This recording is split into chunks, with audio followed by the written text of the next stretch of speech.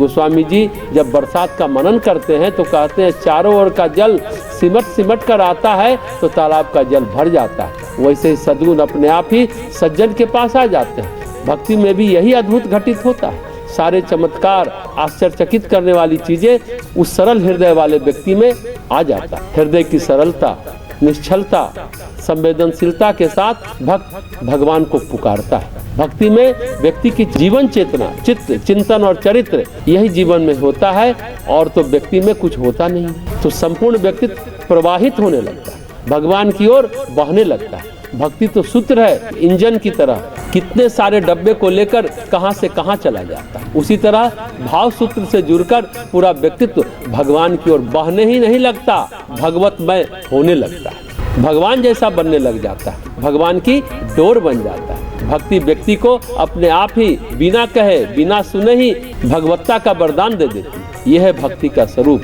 ये राग, द्वेष, क्रोध, आसक्ति, काम या जो भी चीजों की चर्चा की जाती है वो है भावनाओं का मैल। जब हम कहते हैं कपड़े के दाग को छुड़ाओ तो दाग तेल का है, स्याही का है, मिट्टी का है, बहुत सारे दाग की चर्चा कर सकते हैं। अगर कपड़ा साफ कर रहे हैं तो सारे दाग उसमें बस अपने आप ही निपट जाएंगे। बस यही है, भक्ति अपने आप ही भावनाओं के मैल उसमें घुलने लगे, फिर सोचे कि भक्ति आने लगे। आगे कहते हैं छल होने से कलयुग में कौन बच सकता है। कलयुग क्या है?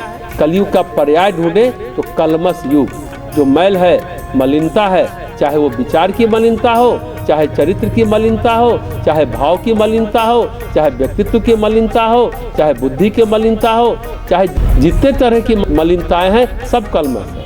वो जब सघन हो जाते हैं तो समझे कलयुग आ गया। अगर व्यक्ति में सघन हो जाए तो व्यक्ति कलयुग के प्रभाव में है। महाराज परीक्षित की कहानी भागवत में हम सभी सुनते रहे हैं। ऋषि के गले में सर्प डाल दिया था, ध्यान कर रहे थे उस समय। क्यों डाल दिया था?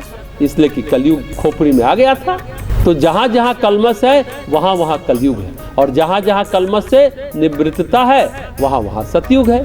भक्त के हृदय में भगवान बसते हैं। कलयुग तो है नहीं, फिर छलेगा कौन? भक्त के हृदय में तो भगवान का प्रकाश फैल रहा है। फिर वो चाहे जहाँ रहे, घोर तपस में, रजस में रहे, घोर कलमस में रहे, वो तब भी प्रभावित नहीं होता। भक्त प्रहलाद अपने पिता दैत्य हिरण्यकश्यपु की मंडली के साथ रहकर भी प्रभावित नहीं हुए। वे राक्षसों के बीच भी रहकर ऋषि हैं। विभीषण लंका में रहे हैं। गोस्वामी जी कहते हैं जैसे जीभ हो दांतों के बीच रह रही है, थोड़ा बहुत अजीब सा लगेगा, राक्षस सब मिलकर सताएंगे।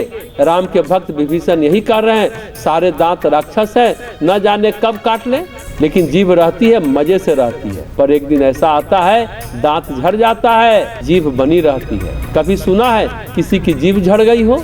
दांतों का नाश होता है समूल, लेकिन जीभ का नाश नहीं होता। तुलसीदास जी की उपमा को देखें, लंका में सारे राक्षस मर गए, बचे विभीषण। कलयुग में भी रहकर सतयुग जिया जा सकता है। धोखा नहीं दे पाता कलयुग। भक्त के हृदय में भगवान बैठते हैं, फिर कलयुग कैसे बैठे? परमेश्वर स्वयं विराजमान है तो उसको धोखा कौन देगा? सच कहें गोस्वामी जी के एक शब्द में आश्चर्य है, जादू है। अगर हम कहें गोस्वामी जी की रामायण क्या है? आश्चर्यों का पिटारा है। अन्य रचना भी आश्चर्य से कम नहीं है। एक आश्चर्य नहीं है, उसमें काव्य के आश्चर्य हैं, साहित्य के आश्चर्य हैं, उसमें साधना के आश्चर्य हैं, उसमें भक्ति के आश्चर्य हैं, उसमें समाज के आश्चर्य हैं, उसमें धर्म के आश्चर्य हैं, उसमें नीति के आश्चर्य। संसार में रामचरितमानस के अलावा इतना बहुआयामी ग्रंथ कम ही लिखा गया होगा। कोई कवि होगा उसे काव्य सौंदर्य मिल जाएगा, भक्त है भक्ति रसायन मिल जाएगा, कोई योगी है तो योग साधना के रहस्य मिल जाएंगे, कोई ज्ञानी है तो ज्ञान का मर्म उसमें पालेगा, कोई समाज शास्त्री है तो समाज के सारे सूत्र उसमें मिल जाएंगे, कोई मानव शास्त्री है तो मानव इतिहास का विकास पालेगा, कोई इतिहासविद है उसमें पूरे हिंदुस्तान का इतिहास ढूंढ लेगा। पुराण क्या है? पुराण इतिहास की रचना रचता है, इतिहास की बात बताता है। इतिहास अलग है, पुराण अलग है, दर्शन अलग है, वेद अलग है, योग शास्त्र अलग है, सारे दर्शन, वेद, व्याकरण सब चीजें अलग अलग है, पर सबका समागम यदि एक साथ हो जाए तो वो है रामचरितमानस। वो है रामचरितमानस।